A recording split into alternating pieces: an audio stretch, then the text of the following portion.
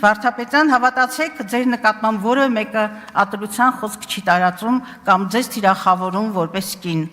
Դուք քննադատության եք արժանանում, որովհետև այդպես էլ չկարողացաք հաղթահարել ձեր պաշտոնին անհրաժեշտ անկախության և սկզբունքայնության պահանջը։ Տիկին Գալստյան, ես ձեզ հարգանքով եմ մոտենում և պետք է մի նկատողություն անեմ այնուամենայնիվ, երբ որ դուք հայ կնոջը, որը որ 4 երեխա ունի, անվանում եք զուգընկերուհի և փորձում եք նման ձևով ձեր տեքստը սկսել,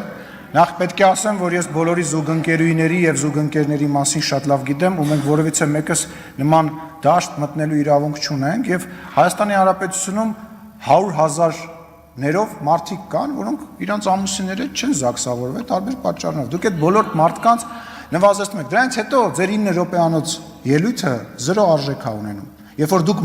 ձեր խոսքը սկսում եք վիրավորանքով, մի արեք տենց բան, մի վիրավորեք որևիցե մեկին։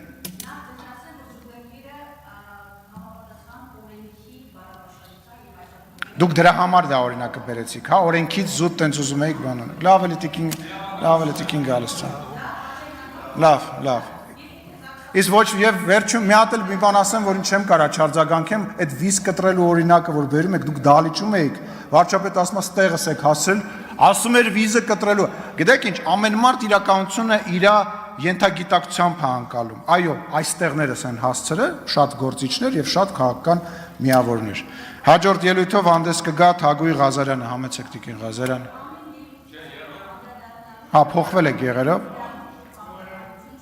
Ես կընտրեմ, հա, դա անեմ թե չանեմ։ Ես ձեզ հարգալի, ես կարող եի ձեզ ընդհատել, չարեցի դա, ուղղակի զգուշացնում եմ, որ հետագայում ձեր գործընկերները, որոնք ելույթ են ունենում, մնան կոռեկտության սահմանի մեջ։ Ընդհանրապես զգուշացումս այդ նպատակը ուներ։ Արման Եղոյան, համեցեք, դուք Տիկին Ղազարյանի հետ փոխվել։ Արեք դա արդեն այլ բան է, գնացեք ոդքասթ։